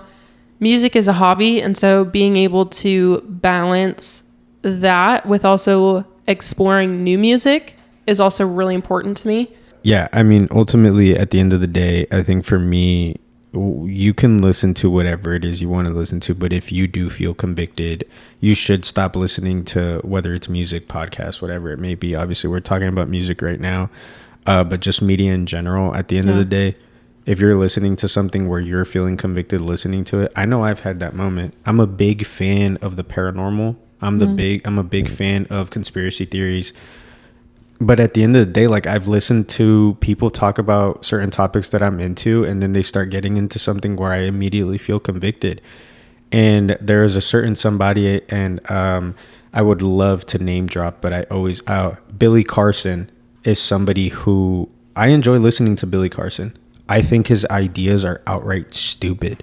I think that, not to trash on the guy, but I think he's a little bit of a nonce. In the idea that he has, where he's trying to say that all these biblical things are wrong, and there's the idea of scripture in the Bible is stolen from other pre-biblical civilizations, and that God is an alien. Is that the guy you were talking about in the first episode, saying Jesus Christ was a drug? No, that's a completely different guy. That's Danny James. But they should link up. Billy Carson is just like, I don't know. There's a podcast, or there's a debate with Billy Carson and I forget his name, but he's a theological expert. And the theological expert absolutely owns him. And, at the end of the day, like, he was like, I was just here to collect a check, because you can't talk to the guy without paying him $50,000. Guy is just an absolute nut. For the lack of better words, he's an absolute moron. You know what I mean? Like, but it's things like that where I watch his videos because it's entertainment for me. I think it's funny to think that he actually believes these silly things when the truth is literally right in front of his face. And he's just one of those people that's quote unquote, like, he's trying to set an example of, like, for people who don't want to follow Christ, or trying to get people to stop following Christ. Yeah. And I don't know, those kinds of people. Like, there was that where I was listening to him talk about this, and I think I want to say it was either the Sean Ryan show or Joe Rogan, where he just started saying so many things and he was mocking God, and I just had to stop listening to it because immediate anger, it was making my blood boil, and I felt the Lord convict me in that moment to where I just stopped it and I changed it to somebody else. Yeah. And if you're in that spot, take that step to be like, be obedient. Yeah, just be obedient to the Lord. If he's convicting you on that certain thing, whether it's music, whether it's podcasts, YouTube, etc., anything, take that step of obedience. It will only benefit you at the end of the day. 100%. And I think in all convictions too, the Lord places convictions on our heart based on our sensitivity to things. And that's why convictions are so personal. And of course you can have shared convictions on certain topics, but at the end of the day, the reason, and also to say this, there are moral standards for certain topics as well as Christians. Yeah. So there are some things that you really shouldn't have a personal conviction about. Yeah. It's just a conviction, period. Yeah. So like, for example, like sexual immorality as a whole, murder as a whole, following the 10 Commandments, honor your mother and father, right? Like there are certain things that as a Christian, those are our moral standards. But when it comes down to like the nitty gritty, that always changes. Yeah. And just to repeat, the Lord will always place those convictions based on your sensitivity to certain subjects. Yeah. So for me in my personal life, I'm the same way. Like I listen to rap. I listen to all music because I love music and it's just who I am and how I grew up. I even listen to K-pop. That doesn't shock me. Yeah, you know, like, dude, we'll throw on an anime intro. Yeah. You know what I mean? Like, it's just like, that's how deep it gets into literally listening to everything. I listen to everything. Yeah. And I don't want to say I'm like super into the paranormal, but I watch that stuff because my spirit isn't sensitive to it. Right. And just like certain things on YouTube or Netflix shows or whatever the case may be. The Lord knows my heart, and I know my heart well enough by the grace of God that I know whether or not I can watch something or entertain something. Yeah. And that goes to include like even social media. Like I have personal limits on my phone of like how much time I can spend on certain social media apps because just today's society is like so overrun with social media. Yeah. And that's like a whole separate thing. But just to finish the music part of this is like, again, at the end of the day, it's about your sensitivity to certain things. If you feel that your spirit is more sensitive to the language, the beat, the actual music itself, whatever, take that seriously. Yeah. Because just as Louise said, like it will only benefit you to be obedient to a conviction that the Lord has placed on your heart. Absolutely. And it will only ever harm you to be disobedient. So if you feel a conviction stirring in your heart about a certain topic, any of the topics or any other topics that we haven't touched on, you have to be obedient. You have to listen. And the Lord is to be taken seriously because he is a father who cares about you. Absolutely. And he's not going to place a conviction on your heart just to harm you. He withholds no good thing from us. Yeah. So to be convicted against something, to not do something, means it's for our benefit. Right. And I feel like to touch on everything kind of that we've talked about, in making this episode too, if there's a conviction that we have or that we've talked about, and maybe you're feeling like, oh, I wish I could feel that way, or like, I wish I could have that conviction. I just want to say that that's really normal. Yeah. Like I know people who have, or like I have convictions about something that other people don't. Yeah, absolutely. And so sometimes I look at them, I'm like, wow, I wish that I could not have this conviction placed on my life. But again, the Lord is so quick to change. And that's also kind of like a backward statement because the Lord is consistent. Like he never changes. Yeah. But he's quick to change our hearts. Absolutely. And so just to bring that up as well, like, this isn't a show and tell type of thing either of like, absolutely like, not. oh, these are the convictions I have. Like I get this free reign of like, I have more freedom or whatever. It's just to say like, the Lord will always use your sensitivity to like certain topics. Yeah. And what I've noticed in my personal life is he'll always use your past as boundaries. Or future convictions as well. And again, that ties into like the substances, the music. Like he knows your past, he knows your personality, he knows your heart. Yeah. So yeah, media is a whole other monster, to be honest. Yeah, 100%. I mean, whatever it is that you're consuming, especially these days, like as a man who uses Instagram, I do not intake sexual content. Yeah. But because I am a man, Instagram makes it a norm. And this goes out to any guy. I know any guy can relate to this. We've had this conversation many times. They will throw an OnlyFans girl on your Discover page or just on your suggested as an advertisement, whatever the case may be. You have to have that self control of whether that is what you're intaking or not. And it's the same thing for girls. I mean, obviously I don't know, I don't have a girl's feed or anything like that, but it's the same thing, you know. It goes both ways of having self-control to deal with that kind of temptation. And I'm not gonna sit here and say that like, oh no, I always say not interested. No, sometimes I'm like, hey, you know what, I'm gonna watch this. But I feel that conviction, and the first thing that I'm going to do is I'm going to take that step in obedience and then click, oh, not interested. Yeah. You know, but there's moments where it takes me a little bit longer, and I feel like that goes for everybody. And that's not to say that I'm better than anyone listening to this. That's not to say that I'm less than anybody listening to this. I think at the end of the day, we're all sinners. Yeah. We all, have different walks with the Lord, and we're on different seasons with the Lord. Some people are in the same season, but it just has to do with really where you're at. are you mature enough in faith to take these steps into the right direction? And I kind of want to make that segue into we kind of already touched about it earlier, but we also have it in our notes, the horror shows / movies. Yeah.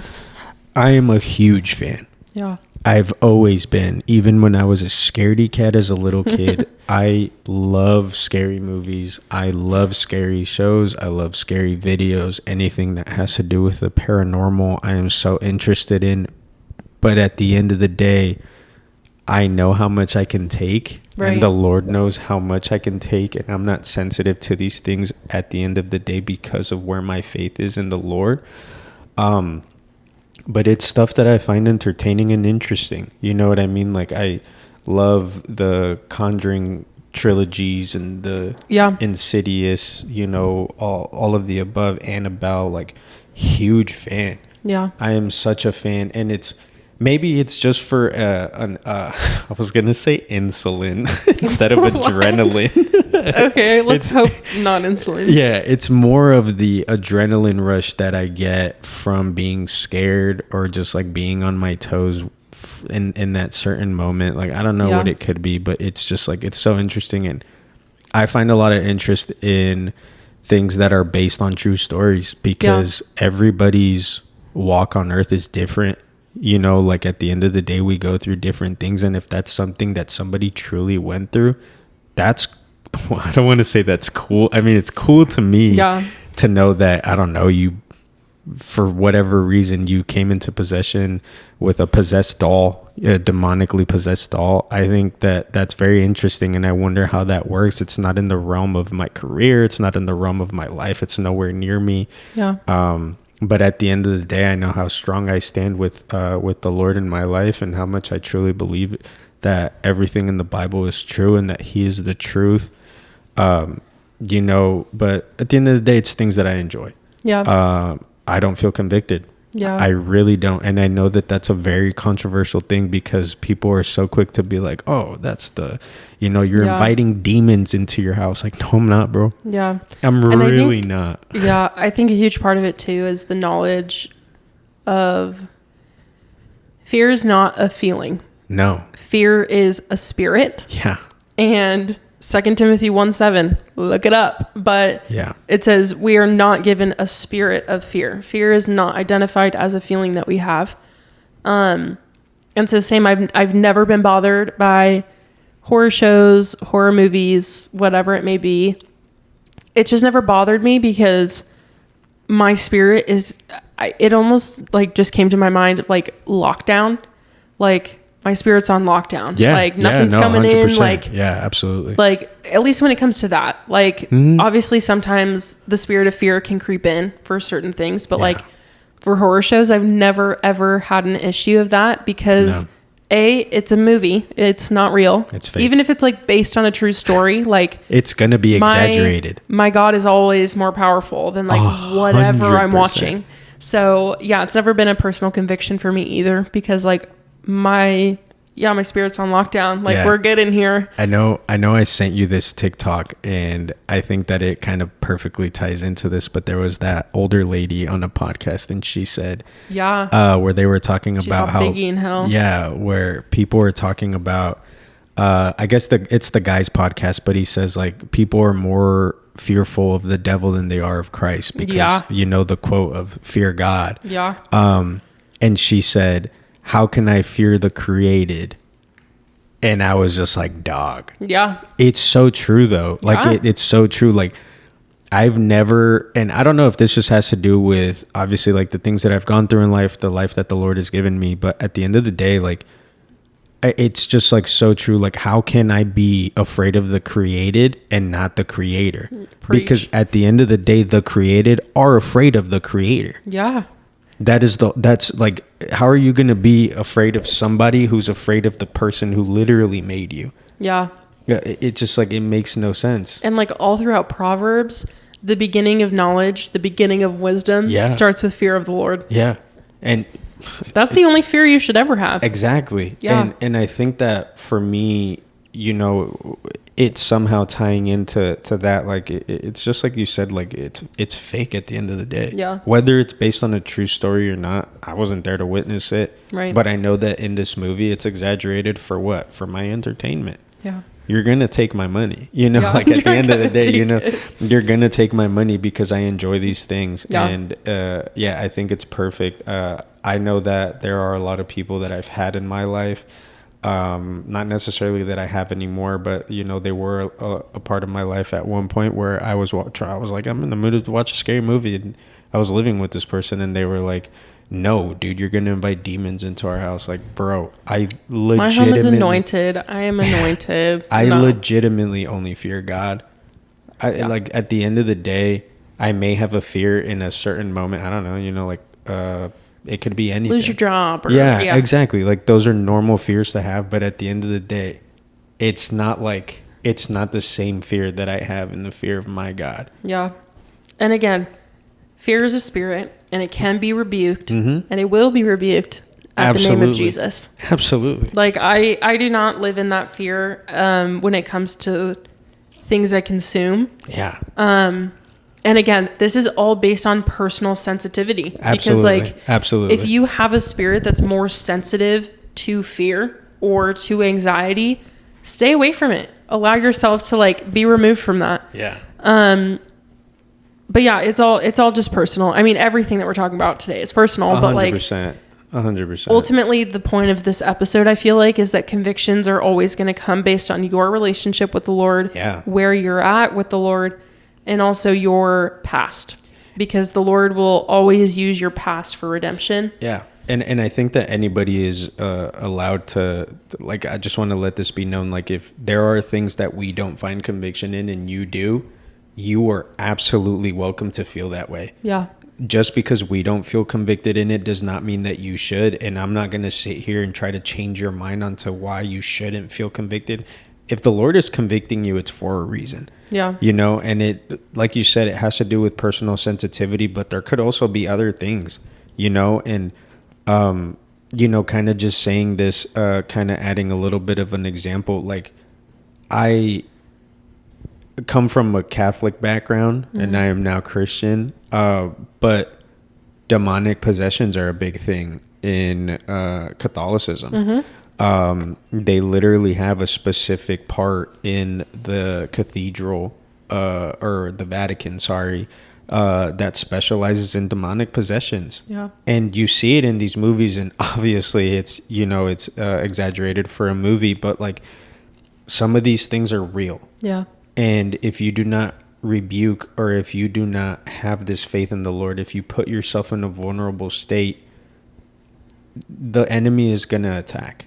Yeah. At the end of the day, if you do not have faith in the Lord, if you put yourself in a spot, whether it's with substances, whether it's in what you consume as you watch, if you allow yourself to be put in this vulnerable spot where you're kind of balancing on a tightrope, or whatever the case may be, the enemy is going to come and swoop you if you do not have full faith in the Lord and saving you in that moment. Yeah. But kind of back to what I was saying, like these demonic possessions, like that's something that I've always been interested in. I've always been interested in understanding how it can be that something like this can happen to somebody, because I recently watched a podcast episode of a priest.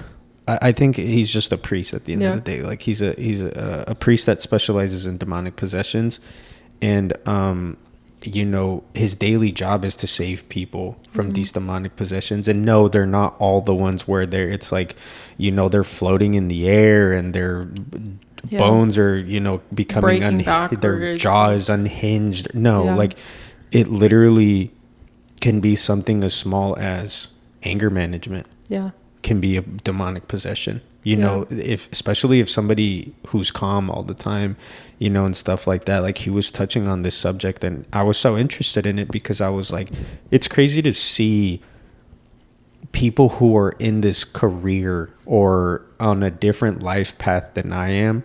I find that interesting, knowing if you are a professional in that career or in that realm of whatever it may be. Like, you live this life on a day-to-day basis. I don't. I'm going to find it interesting. Yeah. You know what I mean? And he was just making these great points. And at the end of the day, like, he let it be known. The only reason why I am never in a vulnerable spot in these places or at these times when I'm acting in an exorcism or I'm doing my job is because at the end of the day, I only fear God. Yeah. At the end of the day, how can I fear the created? Yeah.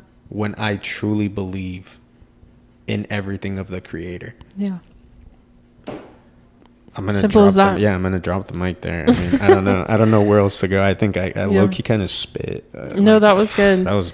And even again, the whole like, I feel like especially when it comes to demons in horror and media, is we have to remember all throughout Jesus's life and like in the Gospels. Yeah. And even in like the early church and in Acts, like there are always demonic exorcisms. Yeah. Yeah. Always. Like everywhere. 100%. Everywhere in the Gospels and in the early church. Yeah.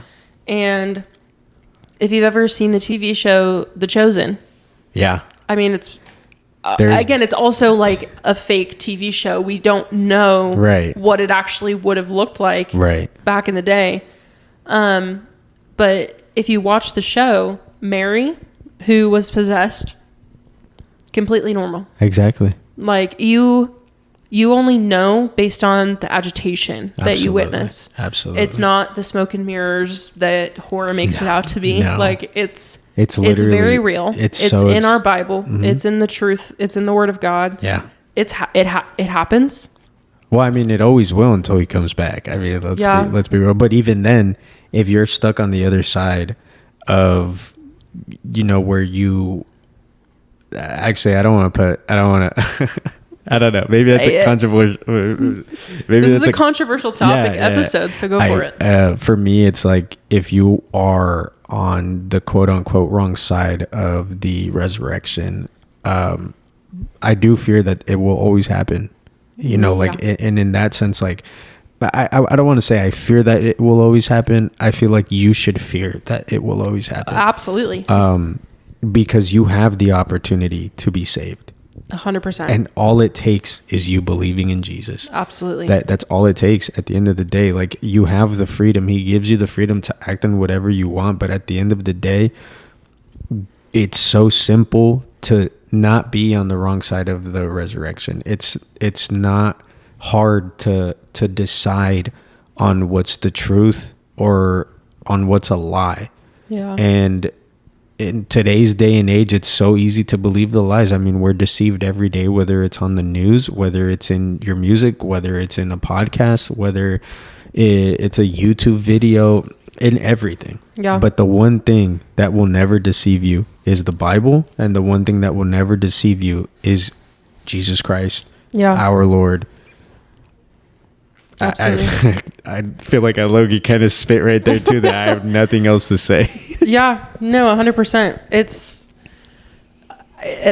again, it's all about that topic of you can't fear anybody more than God. And it's about the surrender of it. And I think you are 100% right in that the only fear that I have is not just of God, but of being on the wrong side of when time comes up and the harvest is ready to be harvested, and I'm scared of being a weed instead of the wheat. Absolutely. Yeah. Absolutely. That's the only fear that I have. Yeah. I'm trying to find, because I just read in Romans where it thanks Jesus, I literally just found it. In Romans 2 verse 15, it says, "They show that the work of the law is written on their hearts. Their consciences confirm this. Their competing thoughts either accuse or even excuse them." And this is talking about the Gentiles who don't have the Jewish law. And it's saying that the moral law of God is written on our hearts from the start of creation. Absolutely. Because that's what we were intended for. Yeah. We were intended for partnership with God. And so it was just to kind of piggyback off what you said about how, like, being on the wrong side of things, it's easy to know the truth and the lies. Yeah. Because God wrote it in our hearts and in our beings as humans. It's in our DNA. It's in our DNA. It literally is in our DNA. And it's also like a tough balance because we are predisposed to sin. Yeah. We now know the knowledge of good and evil. Mm-hmm. Thanks, Adam. Mm-hmm. But because we know that, we also know... I actually also just read this in Romans, but I don't want to take the time to search for it right now. But Paul was basically talking about how the knowledge of the law creates a line that humans intend to cross. Yeah. And I mean, it goes off that as well of like, we're predisposed to that sin and to like seek a line specifically so we can cross it. Right. But ultimately it's about placing God at the forefront of everything. Uh-huh. And making sure that he's the center of your heart. And yeah, I mean, just this whole episode, I feel like the main takeaway or like the main thing to remember is that your relationship with Christ is personal, and that if you like, don't take what we're saying at face value. Yeah, no, absolutely. Like if you're feeling a certain way about what we're saying, turn to your Bible, turn to prayer, turn to God. Like I said this at the beginning of the episode, but we are not the standard. No, we are not. Two imperfect Christians who love Jesus, who just want to meet at a table and talk about the real things. Yeah. And we want to invite you guys to that conversation as well, because there's a lot I feel like that's unsaid, and it's time to hash it all out. I feel or said too much. Yeah. Or said too much. Modesty. Yeah. Modesty. Yeah. And actually, before we end, I actually had a question too, because this popped up on my mind during the horror show media topic, is Halloween. Not convicted. Yeah.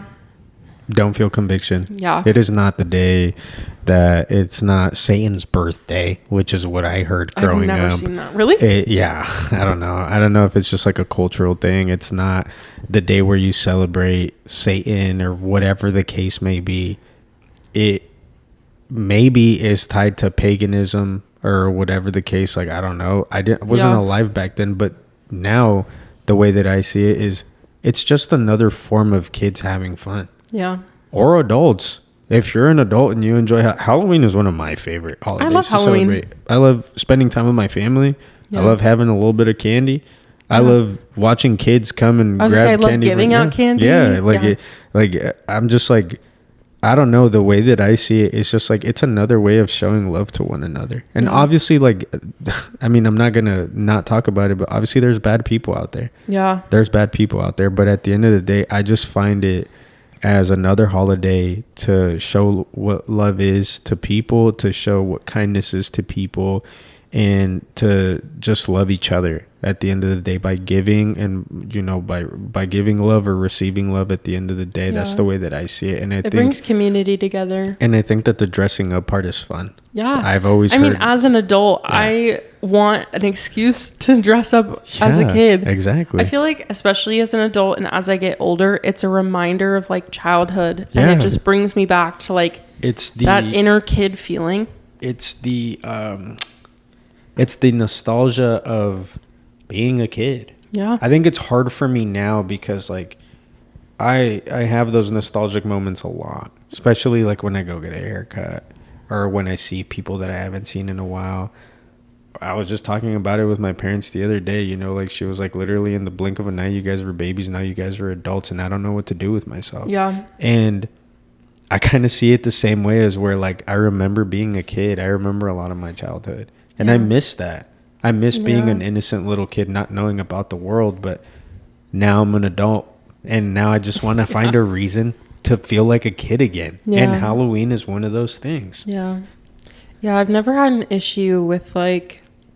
I feel like I've heard a lot, too, that a lot of people say that the veil between the spirit realm is at its thinnest for Halloween. Yeah, I don't... And that spirits can pass over, and it's just one of those things, again, where it's like, I'm not scared of that. Like, it's a load of baloney. And it's also like, again, what you have faith in really matters. Yeah, because if you have more faith in Halloween being an evil holiday than what God can do for you... Where's your heart at? What? Where's your heart at? Like, actually really evaluate that. If you're practicing witchcraft or any sort of something similar, you freaking kneel down to these crystals. I don't know what people do with the crystals. That used to be me. But it's like, then I can understand why you were fearful of Halloween. Or really just life in general every single day, because you know it's wrong. Yeah. You know that you have the opportunity to, quote unquote, accidentally summon or whatever, call onto something that's not God and that's actually evil. So does that not kind of speak on why you shouldn't be doing it on its own? Yeah. I mean, I don't know. I mean, I've just heard so much like back and forth about Halloween as Christians, and it's again just one of those things that's like kind of thrown up in the air of like, oh, this might be a bad thing to do. Yeah, I feel, but then it's like, is it? Yeah, because it's not something that I feel like we touch on it anymore, at least in church, or as a Christian community in general with the younger population. Believe what you want. At the end of the day, I'm not going to force you to believe that Halloween is evil or that Halloween is good. At the end of the day, it just ties into whatever makes you feel convicted. But I can personally say that I don't see Halloween as being a bad thing. Yeah. I don't know, dude. It's just like, I don't know. I find it silly, but at the end of the day, it's my opinion. Yeah. I'm going to let my kids have fun. Yeah. If my future wife has a problem with that, then at that point in time we could talk about it, but I just realistically, I mean, I don't know. Now you put it on your list of things to talk about before you get married. yeah no, honestly. You're like, first date, how do you feel about Halloween? Hey, so what's your thoughts on Halloween? Just make that. I mean, honestly, I think that's a great first date question. I mean, I don't know, because that, like, it's kind of like we said earlier, like at the end of the day, like opinion matters, and a lot of the times opinion doesn't matter. Yeah. To be true. At the end of the day, it's the word of God that is most important. So truly, if you have something to say, it's like when people say like, oh, you're saying bad things about me, like I could care less. It's kind of like that. It's like your opinion on me doesn't define who I am. Yeah. Or doesn't mean that I'm necessarily that kind of person, et cetera, et cetera. So yeah, Halloween, no. Yeah. My kids are going to have fun. Yeah, same. And if their mom ever has a problem with it, like my kids could dress up. Sneak out. Yeah. Heck yeah, dude. All right. Well, I think that's going to be the end of today's episode. Just want to say thanks to everybody who made it this far. And also a huge thank you to the people who listened to our first episode and who have been so supportive of our journey so far. Yeah, get me paid. No, I'm just joking. Yeah, Luis needs a bag. Just kidding. I need a Birkin. Baby needs a Birkin. No, I'm just joking. We'll get him a blue one, guys. Yeah. No, I also just want to stretch out a thank you to everybody who listened, everybody who's had an opinion, and I haven't heard any bad opinions yet, so I appreciate all of you. If you've listened this far, honestly, drop like a dragon emoji in the comments, or like a penguin or something. Drop a penguin if you think Halloween is wrong. Drop a dragon if you think that Halloween has nothing to do with anything and being wrong, and you're going to celebrate it anyway, because at the end of the day, you know that the truth is the truth and the lies are the lies. Yeah. Okay, well, I expect to see a bunch of emojis then. Yeah, so do I. And we'll save you guys a seat at the table. Until next time. We'll see you next week. Yeah, love you guys. Bye-bye.